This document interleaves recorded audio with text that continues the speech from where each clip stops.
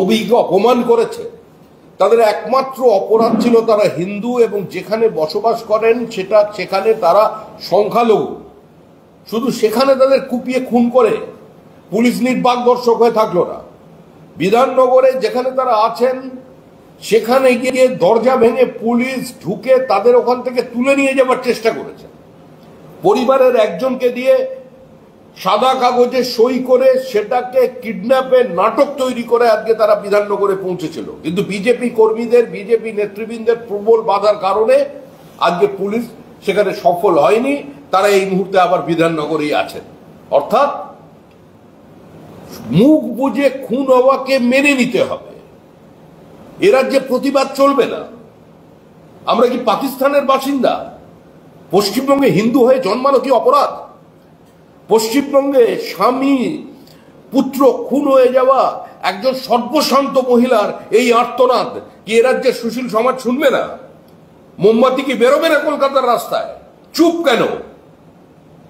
যে বিপ্লবীরা এখান থেকে দিল্লিতে গিয়ে কৃষক আন্দোলনের সময় বা ওই আরেকজন আন্দোলন করেছিলেন মার্কাজের, তাদের জন্য রাস্তায় নেমে পদযাত্রা করেন, তারা কেন পশ্চিমবঙ্গে মুখ খুলছেন না? কোথায় বুদ্ধিজীবী? এটা সরীসৃপ হয়ে গেছে, মেরুদণ্ডহীন হয়ে গেছে। কোথায় সুশীল সমাজ? কোন সভ্য সমাজে এই ঘটনা ঘটতে পারে? এ রাজ্যে কোনো আইনের শাসন আছে? পুলিশ গিয়ে যে ডায়েরি করবেন বলে, পুলিশ গিয়ে তাদের উপর মামলা করবেন বলে তাদের উপর আক্রমণ করছে। আমাদের কর্মী খুন হয়েছে 2021-এর 2রা মের পর 27 দিনে 56 জন। সিবিআই তদন্ত চলছে। পুলিশ সাক্ষীদের হস্টাইল করছে, বাড়ি গিয়ে বলছে মামলা তুলে নাও কারণ তোমাদের প্রতিরক্ষা দিতে পারবো না। প্রমাণ লোপ করছে, আরজি করার ঘটনা তার প্রমাণ। এটা কোন রাজ্য? এটা পুরো আইন শৃঙ্খলা নেই, total anarchy, total absence of law and order, total breakdown of constitutional machinery. মানুষ বিচারালয় পর্যন্ত পৌঁছতে দেওয়ার বাধা। এ তো জরুরি অবস্থা তৈরি করে দিয়েছে তৃণমূল সরকার। আজকে এর বিরুদ্ধে দলমত নির্বিশেষে সমস্ত মানুষকে রুখে দাঁড়াতে হবে। বিজেপি রাজনৈতিক অস্পৃশ্যতায় বিশ্বাস করে না। কংগ্রেসের কর্মী খুন হলেও বিজেপি প্রতিবাদ করে। বিজেপি বক্তৃতায় বলে যে হাত চিহ্নে ভোট দেওয়ার অপরাধে কেন্দুয়ায় সিপিআইএম হাত কেটে নিয়েছিল। একই সঙ্গে দক্ষিণ 24 পরগনার সিপিআইএম এর দম্পতিকে পঞ্চায়েত নির্বাচনে জীবন্ত পুড়িয়ে মারার পরে বিজেপি একমাত্র রাজনৈতিক দল তার প্রতিবাদ করে। পশ্চিমবঙ্গের রাজনৈতিক সংস্কৃতিকে বদলাতে হবে। এটা রাজনৈতিক সমাজ তৈরি হয়েছে, এই লুম্পেন প্রলেতারিদের হাতে গোটা বাংলা চলে গেছে। বক্তৃতা দেব, ভাষণ দেব, রামকৃষ্ণ যত মত তত পথ, বক্তৃতায় বিবেকানন্দ, বক্তৃতায় রবীন্দ্রনাথ, কাজী নজরুল, আর কাজ করব ভীমরুলের মতো। এ তো চলতে পারে না, এটা শেষ হওয়া দরকার। রাজ্যপাল এই পরিস্থিতির কথা উল্লেখ করে যে রিপোর্ট পাঠিয়েছেন স্বরাষ্ট্র মন্ত্রকে, যেহেতু আপনি আইন শৃঙ্খলার পরিস্থিতি বললেন, জরুরি অবস্থা বললেন, তিনি তার রিপোর্টে লিখেছেন যে পরিস্থিতি সেদিকে গেলে 356 লাগু করতে পারে কেন্দ্রীয় সরকার। রাজ্যপালের কথা বলেছেন। আমি রাজভবনের প্রতিনিধি নই, রাজ্যপালের মুখপত্র নই। দীর্ঘদিন পরে রাজ্যপাল যে একটু নড়ে বসেছেন এর জন্য আমরা কৃতজ্ঞ, কিন্তু আমরা মনে করি এখানে সাংবিধানিক পরিকাঠামো সম্পূর্ণ ভেঙে পড়েছে। একই সঙ্গে কোন নির্বাচিত সরকারকে 356 ধারা জারি করে ফেলে দেওয়ার পক্ষে বিজেপি নয়, আমরা নীতিগতভাবে এর বিরোধী। আমরা মনে করি তৃণমূল কংগ্রেস স্বাভাবিকভাবেই তাদের রাজনৈতিক মৃত্যুর দিকে এগিয়ে যাচ্ছে। জগন্নাথ দেব যখন তাদের বঙ্গোপসাগরের পাড়ে টেনে নিয়ে এসছেন দীঘায়, জগন্নাথ দেবী তাদের বিসর্জন দিয়ে দেবেন। আর রাজ্যপাল কি মনে করেছেন, কি বুঝেছেন, রাজ্যপাল তার রিপোর্টে বলবেন। যারা সংবিধানের কাস্টোডিয়ান তারা সেটা মনে করবেন।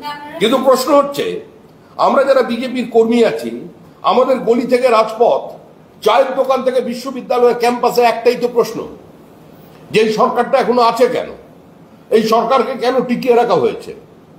যেখানে রাজ্যপাল আচার্য হয়ে বিশ্ববিদ্যালয়ে ঢুকতে পারে না, যেখানে রাজ্যপাল বিধানসভায় যেতে হলে তাকে স্পিকারের পারমিশন নিতে হবে এটা বলে দেওয়া হয়, যেখানে যুক্তরাষ্ট্রীয় ব্যবস্থাকে সম্পূর্ণ অস্বীকার করা হয়, যেখানে কোনো বিলে রাষ্ট্রপতির স্বাক্ষর হয়ে যাবার পরেও সেটাকে পশ্চিমবঙ্গে লাগু করা হবে না বলে মুখ্যমন্ত্রী ঘোষণা করেন, যে রাজ্যে প্রকাশ্যে দাঁড়িয়ে ধর্মান্তকরণের কথা বলা হয়, যে রাজ্যে প্রকাশ্যে দাঁড়িয়ে জন্ম নিয়ন্ত্রণ বিরোধী বক্তব্য রাখা হয়, যে রাজ্যে প্রকাশ্যে দাঁড়িয়ে বলা হয় যে 30% হিন্দুকে কেটে ভাসিয়ে দেবো, যে রাজ্যের মুখ্যমন্ত্রী ধর্মীয় সভায় দাঁড়িয়ে প্রকাশ্যে বলেন যে বিজেপির ধর্ম মানে বিজেপির যে প্র্যাকটিসিং রিলিজিয়ন সেটা গান্ধা ধর্ম, তো সে রাজ্যে কোনো আইনের শাসন আছে? সে রাজ্যে কোনো সংবিধান আছে? এই সংবিধানকে ভেঙে গুঁড়িয়ে দিয়েছে তৃণমূল কংগ্রেস। আজকে যারা কাস্টোডিয়ান তারা চিন্তা ভাবনা করবেন। আমরা বারবার বলেছি সময় এসে গেছে ইন্টারভেন করার। আমরা নীতিগতভাবে অবশ্যই বিরোধী, কারণ ভারতবর্ষের রাজনীতিতে কংগ্রেস যুক্তরাষ্ট্রীয় ব্যবস্থাকে সম্পূর্ণ ভেঙে দিয়েছে। কংগ্রেস রাজ্যগুলোর হাত থেকে ক্ষমতা কাটতে কাটতে রাজ্যগুলোকে মিউনিসিপ্যালিটি বানিয়ে দিয়েছে। কংগ্রেস দিনের পর দিন 356 দ্বারা জারি করে একটার পর একটা নির্বাচিত সরকারকে ফেলে দিয়েছে। কংগ্রেস রাজ্যপাল ভবনকে দলীয় কার্যালয় বানিয়েছে। কংগ্রেস আয়ারাম গয়ারামের রাজনীতি চালু করেছে। কংগ্রেস ভজনলালকে সৃষ্টি করেছে। কংগ্রেস 1992 সালে 6 ডিসেম্বরে যে দুটো রাজ্যে একটা পাথর পর্যন্ত পড়েনি, হিমাচল প্রদেশ এবং মধ্যপ্রদেশ, সেই দুটো সরকারকে রাতের অন্ধকারে ভেঙে দিয়েছে, গণতন্ত্রকে ধর্ষণ করেছে। আজকে তৃণমূল কংগ্রেসের জিন তাদের মধ্যে আছে। আমরা তার পক্ষে নই, কিন্তু সীমার ওপরে চলে গেছে। আজকে এরপরে রাজ্যপাল কি করবেন সেটা রাজ্যপালের বিষয়। দীর্ঘদিন পরে রাজ্যপাল যাদের থেকে হাতে খড়ি নিয়েছিলেন, ওখানে গিয়ে হয়তো উনি দেখতে পেয়েছেন উনি কবিতা লিখবেন, গান লিখবেন, প্রবন্ধ লিখবেন, কি রিপোর্ট পাঠাবেন তার ব্যাপার। কিন্তু আমরা আমাদের দলের অবস্থানে আছি। আমরা মনে করি যে আমরা বিধানসভার ভিতরে, বিধানসভার বাইরে আমরা আছি, আমরা কোর্টে আছি, আমরা মাঠে আছি, এবং আমরা তৃণমূল কংগ্রেসকে গণতান্ত্রিক ব্যবস্থার মধ্যে দিয়ে ছড়িয়ে দেবো। অবশ্যই ইন্টারভেন করা। ইন্টারভেন কি করবেন যারা করবেন তারা জানেন।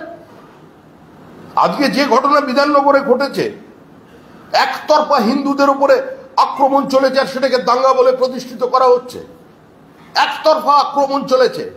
মুখ্যমন্ত্রী যেদিন হুমায়ুন কবিরের বক্তব্যের বিরোধিতা করতেন, ফিরহাদ হাকিমের করতেন, সিদ্দিকুল্লাহ চৌধুরী করতেন, এই পরিস্থিতি তৈরি হতো না। আজকে তৃণমূল কংগ্রেসের কারণে ভারতীয় মুসলমান, বাংলার মুসলমান যারা 5 পুরুষ পশ্চিমবঙ্গে বসবাস করছেন, 10 পুরুষ ধরে পশ্চিমবঙ্গে আছেন, আজকে তারা ভিন রাজ্যে গিয়ে অসুবিধার শিকার হচ্ছে, পরিযায়ী শ্রমিক হয়ে গিয়ে। কারণ বাংলাদেশি রোহিঙ্গারা তারা উত্তর 24 পরগনা থেকে ফেক আধার কার্ড সংগ্রহ করেছে, এবং সেটার ভিত্তিতে যখন অন্য নন বিজেপি রুল স্টেটে পুলিশ গিয়ে এনকোয়ারি করছে, তখন আজকে তারা ধরা পড়ছে, বলছে বাঙালিকে চাকরিতে রাখবো না। এই পুরো ব্যবস্থার জন্য তৃণমূল কংগ্রেস দায়ী। রাজ্যপালের রিপোর্টের পরিপ্রেক্ষিতে তৃণমূল বলেছে যে বিজেপির পলিটিক্যাল এজেন্ডা উনি এক্সিকিউট করছেন। উনি ওনার উদ্দেশ্য প্রণোদিতভাবে এই সমস্ত রিপোর্ট দিয়েছেন বিজেপিকে খুশি করতে। বিজেপির যদি পলিটিক্যাল এজেন্ডা এক্সিকিউট করতে হতো, যেদিন জগৎ প্রকাশ নাড্ডা আমাদের সর্বভারতীয় সভাপতির কনভয়ের উপরে পাথর পড়েছিল, যেদিন ওনার গাড়ি আক্রমণ করা হয়েছিল, তার পরের দিন এই সরকারটা পশ্চিমবঙ্গে থাকতো না।